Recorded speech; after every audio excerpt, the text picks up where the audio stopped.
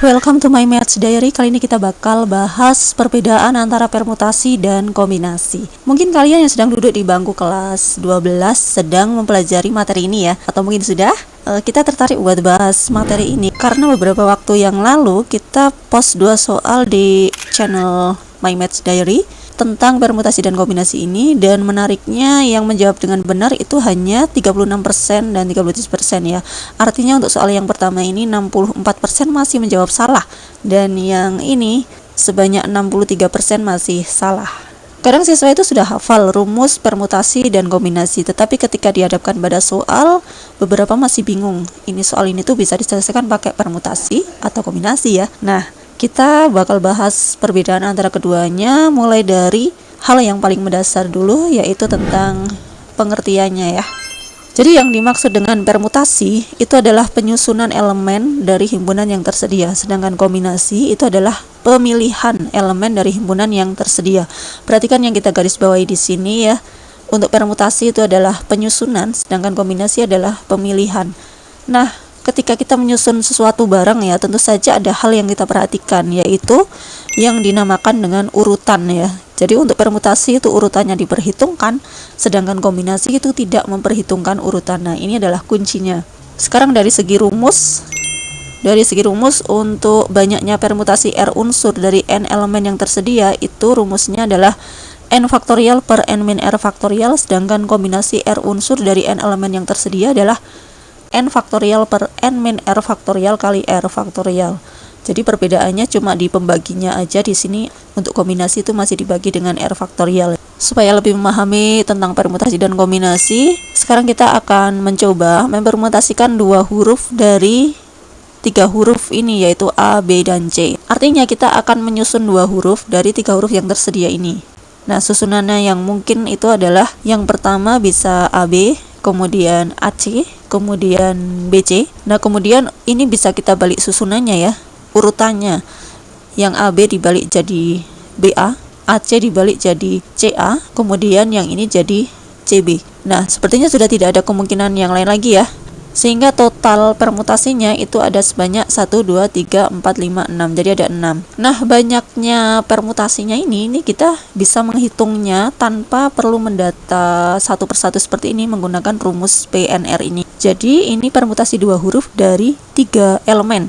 Artinya N-nya adalah 3, kemudian R-nya itu 2. Sehingga ini bisa dihitung dengan P32. Berdasarkan rumus ini berarti adalah 3 faktorial per 3 dikurangi 2 adalah 1 faktorial. Dijabarkan 3 faktorial itu artinya adalah 3 kali 2 kali 1, 1 faktorial adalah 1, hasilnya adalah 6. Nah, sekarang untuk kombinasi ya. Contohnya misalnya kombinasi 2 huruf dari A, B, dan C. Artinya kita akan memilih 2 huruf dari 3 huruf yang tersedia ini dengan tidak memperhitungkan urutan. Kombinasi yang mungkin itu berarti yang pertama bisa AB ya, kemudian bisa AC, kemudian juga bisa BC. Sepertinya cuma ini aja ya, sudah tidak ada kemungkinan kombinasi yang lain. Nah, untuk kombinasi ini tidak memperhitungkan urutan ya. Artinya AB dan BA itu adalah 2 hal yang sama. Jadi cukup kita tulis 1 aja.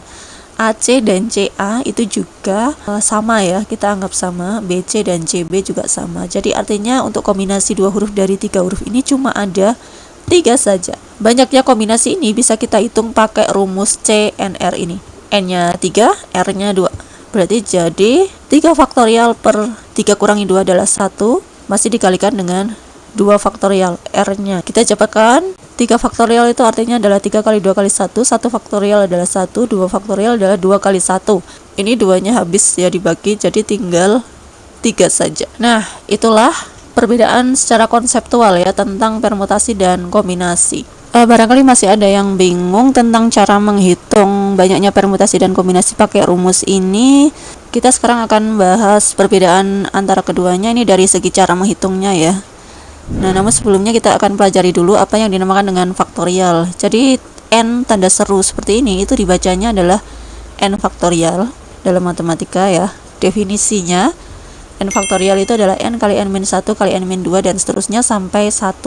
Contohnya misalnya 5 faktorial itu artinya adalah 5 kali 4 kali 3 kali 2 kali 1, kemudian tinggal dikalikan aja, hasilnya adalah 120. Kemudian misalnya lagi 3 faktorial itu ya berarti adalah 3 kali 2 kali 1, hasilnya adalah 6. Nah, untuk rumus permutasi itu tadi ada faktorialnya ya, dan kombinasi ya. Ini ada faktorialnya seperti ini. Kemudian kita juga perlu tahu ya, 0 faktorial itu didefinisikan sebagai 1. Oke, nah sekarang bagaimana cara menghitungnya ya? Nah, kita akan melihat perbedaan perhitungan antara permutasi dan kombinasi dari segi cara menghitungnya ya. Yang pertama, misalnya kita mau menghitung P53. P53 itu artinya adalah permutasi 3 unsur dari 5 elemen. Nah, kita hitung pakai rumus ini, artinya adalah n faktorial per n min r faktorial. Jadinya 5 faktorial per 2 faktorial. 2 itu didapatkan dari 5 dikurangi 3. Ini kita jabarkan, bisa dijabarkan seperti biasa seperti ini. 5 faktorial berdasarkan definisi faktorial tadi itu adalah 5 kali 4 kali 3 kali 2 kali 1 ya. Kemudian 2 faktorial itu adalah 2 kali 1. Nah, ini nggak perlu kita kalikan dulu. Langsung aja bisa kita bagi. Yang bisa dibagi aja. Ini 2, ini habis ya dibagi ya. Jadi tinggal 5 kali 4 kali 3, hasilnya adalah 60. Nah, contoh lagi ya. Misalnya P123. Berdasarkan rumus itu berarti sama dengan 12 faktorial per 9 faktorial. 9 itu dari 12 dikurangi 3. Seperti ini nih, yang atas nggak perlu kita jabarkan semuanya sampai 1 ya, karena nanti pasti akan bisa dicoret sama yang bawah ya. Jadi kita cukup menjabarkannya jadi seperti ini. 12 faktorial tuh bisa dijabarkan jadi 12 kali 11 kali 10 kali 9 dan seterusnya sampai 1 ya. Nah, yang 9 sampai 1 itu kita tulis sebagai 9 faktorial aja. Yang bawah tidak perlu kita jabarkan. Nah, sehingga ini nanti kan bisa dicoret seperti ini. Jadi kita tinggal menghitung 12 kali 11 kali 10 aja, yaitu 1320. Contoh satu lagi ya. Misalnya P72 berarti adalah 7 faktorial per 7 kurangi 2 yaitu 5 faktorial. Nah, kita jabarkan sampai 5 faktorial aja yang atas ini ya. Jadinya 7 kali 6 kali 5. Nah, sudah berhenti faktorial. Sehingga ini 5 faktorialnya bisa kita bagi habis ya. Jadi tinggal 7 kali 6 yaitu 42. Nah, itu cara menghitung permutasi. Sekarang kita beralih ke kombinasi. Misalnya C53. C53 itu artinya adalah kombinasi 3 unsur dari 5 elemen ya. Sama dengan 5 faktorial per 2 faktorial kali 3 faktorial. 2-nya itu dari 5 dikurangi 3. Lalu ini adalah R-nya ya. Kemudian kita jabarkan. Nah, menjabarkannya yang atas itu cukup kita jabarkan sampai kita lihat untuk penyebutnya ini yang lebih besar itu mana? 2 atau 3? Kan 3 ya. Nah, berarti yang atas ini cukup kita jabarkan sampai 3 faktorial aja. Jadi 5 kali 4 kali 3 faktorial. Yang kecil ini dijabarkan jadi 2 kali 1, 3 faktorialnya tetap. Sehingga ini bisa dicoret ya, 3 faktorialnya. Kemudian 4 dibagi 2 itu adalah 2. Sehingga selanjutnya tinggal kita hitung aja 5 kali 2 yaitu 10. C12. C12 itu berarti adalah 10 faktorial per 8 faktorial kali 2 faktorial. 8-nya itu dari 10 kurangi 2, lalu 2-nya ini dari R-nya. Selanjutnya yang lebih banyak kan di sini 8 ya, berarti 10 faktorialnya ini kita jabarkan sampai 8 faktorial aja. Jadi 10 kali 9 kali 8 faktorial. Lalu ini 8 faktorialnya bisa dicoret ya. 2 faktorial itu adalah 2 kali 1 yaitu 2 ya. Kemudian ini 10-nya habis dibagi 2 yaitu 5. Jadi tinggal 5 kali 9 aja sama dengan 45. Satu contoh lagi.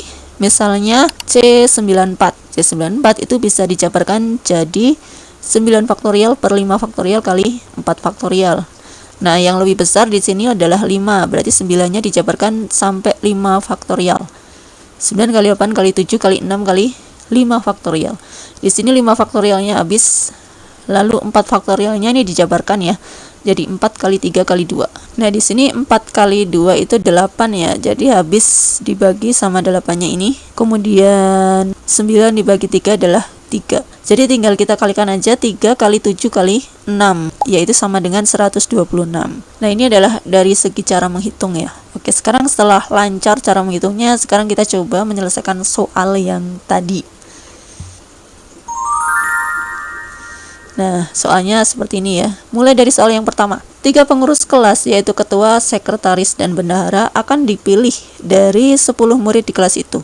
Berapakah banyaknya susunan pengurus yang mungkin terbentuk? Kita akan memilih 3 pengurus dari 10 murid. Dan di sini ada susunannya, yaitu ketua, sekretaris, dan bendahara. Dan tentu saja ini urutannya kita perhatikan ya, sehingga untuk soal yang pertama ini adalah tentang permutasi. Jadi sama aja kita menghitung banyaknya permutasi 3 unsur dari 10 elemen. Sama dengan P10(3) ya. Berdasarkan rumus tadi bisa dijabarkan jadi 10 faktorial per 7 faktorial. 7 itu dari 10 kurangi 3. Dijabarkan 10 faktorialnya jadi 10 kali 9 kali 8 kali 7 faktorial per 7 faktorial, bisa dicoret ya. Jadi hasilnya adalah 10 kali 9 kali 8, yaitu 720. Ini ya jawabannya yang 720. Nah, sekarang ke soal yang kedua. 2 kandidat akan dipilih secara acak dari 8 siswa di suatu sekolah untuk mewakili sekolah dalam sebuah seminar. Berapakah banyaknya pasangan siswa yang mungkin terpilih? Nah, di sini kita akan memilih 2 kandidat dari 8 siswa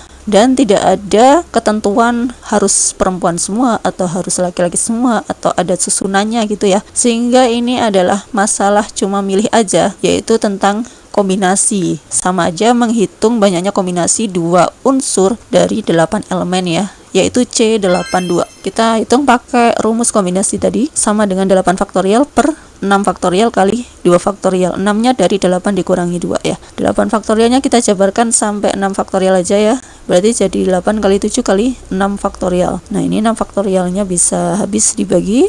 Kemudian 2 faktorial itu 2 ya. 8-nya dibagi 2 adalah 4. Jadi tinggal kita kalikan 4 kali 7 sama dengan 28. Jadi jawabannya adalah 28 ini ya. Nah, ternyata mudah ya setelah kita paham perbedaan antara permutasi dan kombinasi. Biar lebih paham, teman-teman bisa mencoba mengerjakan 2 soal ini ya.